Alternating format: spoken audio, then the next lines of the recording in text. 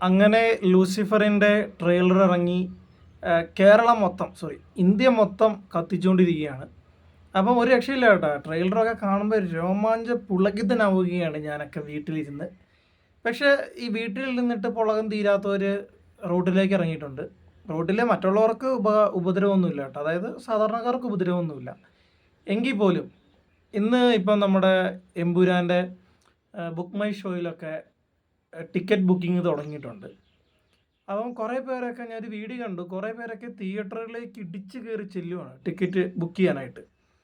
അപ്പോൾ അത് book my ഷോയിൽ ടിക്കറ്റ് കിട്ടാത്തത് കൊണ്ടാണോ, അതോ ഇനി തിയേറ്ററിൽ പോയി തന്നെ എടുക്കുള്ളൂ എന്നുള്ള വാശിയാണോ, എന്താണെന്ന് അറിയത്തില്ല. എന്താണെങ്കിലും ആ സെക്യൂരിറ്റീൻ്റെ ജീവൻ വരെ വളരെ അപകടത്തിലാവുമെന്ന് ഞാൻ പേടിച്ചു പോയി. അതായത് സെക്യൂരിറ്റി വന്ന് തുറക്കുമ്പോഴത്തേനും ഗേറ്റൊക്കെ തള്ളി തുറന്ന് ഓടുവാണ് കേട്ടോ. നമ്മൾ പണ്ടൊക്കെ ഒരു 90 കാലഘട്ടങ്ങളിൽ കേരളത്തിൽ അങ്ങനെയൊക്കെ സംഭവിച്ചിട്ടുണ്ട്. അത് നമ്മൾ പല വീഡിയോസിലും കണ്ടിട്ടുണ്ട് കേട്ടോ. അപ്പോൾ നമ്മൾ അതൊക്കെ നോക്കുമ്പോൾ യെസ്, നമുക്ക് ഭയങ്കര ഒരു ത്രില്ലാണ്, ഭയങ്കര ഒരു രസമാണ്. ഇപ്പം ഇന്നത്തെ വീഡിയോൻ്റെ അടിയിൽ ഒരുപാട് കമൻറ്റുകൾ കണ്ടു. ഓ, നൊസ്റ്റാൾജി, പഴയ കാര്യങ്ങളൊക്കെ ഓർമ്മ വരുന്നു, ഇതാണ് യഥാർത്ഥ കേരളം എന്നൊക്കെ പറഞ്ഞ് കുറേ കമൻറ്റുകൾ കണ്ടു. അപ്പോൾ കാണുമ്പോഴൊക്കെ നല്ല രസമാണ്, അടിപൊളിയായിട്ടാണ് സംഭവമൊക്കെ പോകുന്നത്. പക്ഷേ ഈ സ്ത്രീകളും കുട്ടികളും പ്രായമുള്ളവരും ചെറുപ്പക്കാരും എല്ലാവരും കൂടിയാണ് ഗേറ്റ് തുറക്കുമ്പോഴത്തേനും തള്ളി ഓടി ടിക്കറ്റ് ബുക്ക് ചെയ്യാനായിട്ട് ഓടി കയറി ചെല്ലുന്നത്. അപ്പോൾ സ്വാഭാവികമായിട്ടും എന്തെങ്കിലും ഒരു അപകടം പറ്റിക്കഴിഞ്ഞാൽ, എന്തെങ്കിലും ഒരു അപകടം, പോയി ഓടുന്നതിൻ്റെ ഇടയ്ക്ക് ആരെങ്കിലും തട്ടിമറിഞ്ഞെന്ന് വീണു എന്ന് വിചാരിക്കുക, ആൾക്കാർ അവനെയും നോക്കില്ല, ചവിട്ടി മതിച്ചങ്ങ് കയറിപ്പോടും. എന്തെന്ത് കടുവ കൂടി എന്തൊരു ഒച്ച കേൾക്കുന്നുണ്ട്. അടുത്ത ആൾക്കാർ എന്ത് ചെയ്യുക, അങ്ങ് ചവിട്ടി മതിച്ചങ്ങ് കയറിപ്പോടും. നമ്മുടെ അല്ലു അർജുൻ്റെ വിഷയം ഉണ്ടായ സമയത്താണെങ്കിലും തിയേറ്ററുകളിൽ എന്താ പറയുക, അത്രത്തോളം വിഷയമുണ്ടായി. ഒരു ചേച്ചി മരിക്കുന്ന സാഹചര്യം, ആ ചേച്ചിയുടെ കുട്ടി മരിക്കുന്ന സാഹചര്യം, ഇത്രയും സാഹചര്യം ഉണ്ടായിട്ട് അപ്പം നമ്മൾ പറഞ്ഞു കേരളത്തിലുള്ളവരൊക്കെ ഭയങ്കര സാക്ഷരതയുള്ളവരാണ്, സിനിമേൻ്റെ പേരിൽ ചാവാനും തമിഴ് അടി ഉണ്ടാക്കലൊന്നും ആരും പോവില്ല, അത് തെലുങ്കന്മാരായതുകൊണ്ട് അങ്ങനെ സംഭവിച്ചാൽ എന്ന് പറയുന്ന ആൾക്കാരുടെ ഇടയിലാണ് ഇന്നിപ്പോൾ ഇങ്ങനെ സംഭവിച്ചത്. അപ്പോൾ ഒരു കാര്യം മനസ്സിലാക്കുക, മോഹൻലാലിനും പൃഥ്വിരാജിനും പൈസ കിട്ടിയാൽ അവർ ജീവിക്കും. നമ്മുടെ കുടുംബം ജീവിക്കണമെങ്കിൽ നമ്മൾ പണിക്ക് പോകണം. അപ്പോൾ ഞാനീ പറയുന്നത് കുറേ പേർക്കൊന്നും ഇഷ്ടപ്പെടില്ല, എങ്കിൽ പോലും മനസ്സിലാക്കുന്നവർ മനസ്സിലാക്കിയാൽ മതി, അല്ലാത്തവർ മനസ്സിലാക്കണ്ട. ഞാനും സിനിമേനെ വളരെയധികം ഇഷ്ടപ്പെടുന്നൊരു വ്യക്തിയാണ്, മോഹൻലാലിനെ വളരെയധികം ഇഷ്ടപ്പെടുന്നൊരു വ്യക്തിയാണ്. പക്ഷേ എന്ന് കരുതി സ്വന്തം ജീവൻ പണയം വെച്ച് ഈ തിക്കിലും തിരക്കിൻ്റെ ഇടയിൽ പെട്ട് ഓടി ചെല്ലാനും ടിക്കറ്റ് എടുക്കാനൊന്നും ഞാൻ പോവില്ല. പിന്നെ നമ്മൾ ക്യൂ നിന്നിട്ടുണ്ട് കേട്ടോ, കുറേ പുലിമുരുകനൊക്കെ ഇറങ്ങിയ സമയത്ത് ഞാനൊക്കെ ക്യൂ നിന്ന് ഏറ്റവും അവസാനത്തെ ടിക്കറ്റ് എനിക്ക് കിട്ടിയത്. ഞാനാണ് ആ തിയേറ്ററിൻ്റെ ഏറ്റവും ഫ്രണ്ടിൽ ഏറ്റവും സൈഡിൽ പോയിരുന്ന സിനിമേൻ്റെ ആൾ. അപ്പോൾ അത് കൂട്ടുപരാന്തൊക്കെ നമുക്കുണ്ട്, അല്ലാതെ ഈ സ്വന്തം ജീവൻ പണയം വെച്ചുകൊണ്ട് അല്ലെങ്കിൽ മറ്റൊരാളുടെ ജീവൻ അപകടത്തിൽപ്പെടുത്തിക്കൊണ്ട് നമ്മൾ ഒരിക്കലും ഈ ഒരു പരിപാടിക്ക് നിന്നിട്ടില്ല.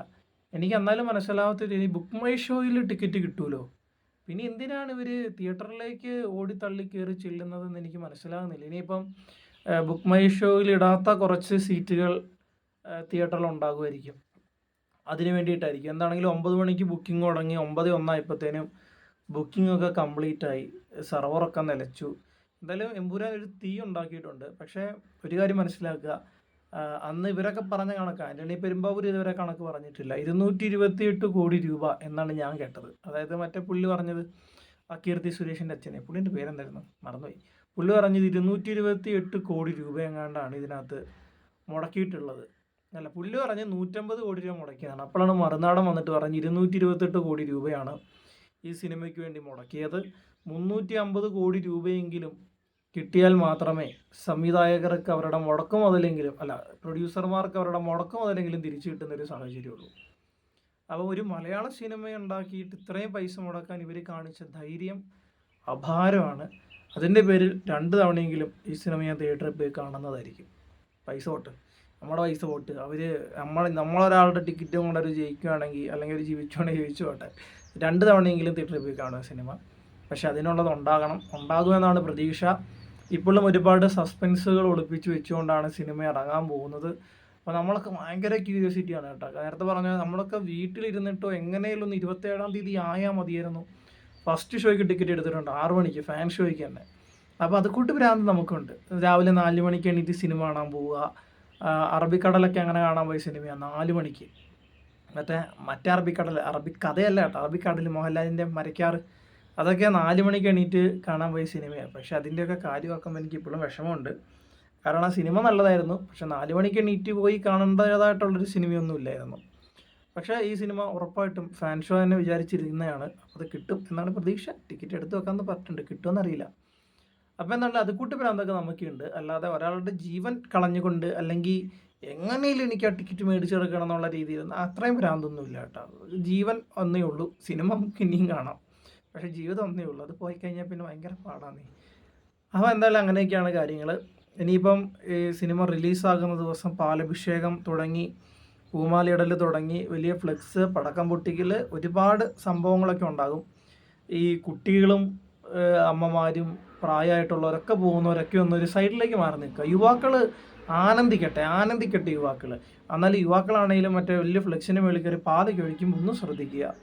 സ്വന്തം കുടുംബത്തിൻ്റെ പണിയെടുത്ത് പൈസ ഉണ്ടായിക്കൊണ്ട് ചെല്ലാനുള്ളവരാണ് എല്ലാവരും. വെറുതെ അതിൻ്റെ പൊക്കത്ത് കയറി നിലത്ത് വേണം ആവശ്യമില്ലാത്ത ഒരു പരിപാടിക്ക് നിൽക്കരുത്. അപ്പോൾ എന്താണെങ്കിലും സിനിമ അടിപൊളിയായി വിജയിക്കട്ടെ. അതിൻ്റെ ഇടയിൽ അപകടങ്ങളൊന്നും ഉണ്ടാകാതിരിക്കട്ടെ. ഈ സിനിമ ഇനി വിജയിച്ചു കഴിഞ്ഞാൽ ചിലപ്പം നമ്മൾ നേരത്തെ പറഞ്ഞതുപോലെ തമിഴ്നാട്ടിലുള്ളൊരു പൊട്ടന്മാരാണ്, അല്ലെങ്കിൽ തെലുങ്കാനയിലും ആന്ധ്രാപ്രദേശിലുള്ളൊരു പൊട്ടന്മാരാണ്, കേരളത്തിലുള്ളൊരു ഭയങ്കര അടിപൊളി ആൾക്കാരാന്ന് പറഞ്ഞിട്ട് മോഹൻലാലിൻ്റെ കുറേ നാൾ കൂടിയിട്ടൊരു സിനിമ ഇത് വിജയിക്കുകയാണെങ്കിൽ ഉറപ്പായിട്ടും കുറേ നാൾ കൂടി വിജയിക്കുന്നൊരു സിനിമയാണ്. അപ്പോൾ അതിൻ്റെ സൂക്കേട് മൊത്തം നാട്ടുകാരുടെ പുറത്തേക്ക് തീർക്കരുത് ഫാൻസ്. ഞാനും ഫാൻസാണ്. പക്ഷേ നമ്മൾ സിനിമ കണ്ടിറങ്ങിയിട്ട് അത് നാട്ടുകാരുടെ പുറത്തേക്ക് തീർക്കാൻ ഇറങ്ങില്ല.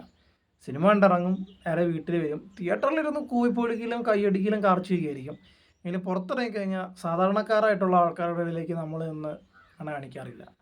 അപ്പോൾ അത് കൂട്ട് സാഹചര്യങ്ങളിലേക്ക് പോകാതിരിക്കുക. എന്തിനാണ് വെറുതെ ജോലിക്ക് പോകുന്നൊരു ജോലിക്കോ ജീവിക്കട്ടെ, സിനിമ കാണുന്നൊരു സിനിമ കണ്ട് ജീവിക്കട്ടെ. അത് ഓരോരുത്തരുടെ ഇഷ്ടമാണ്. എന്താണെങ്കിലും ഒരു പൊതു ശല്യമായി മാറാതിരിക്കുക.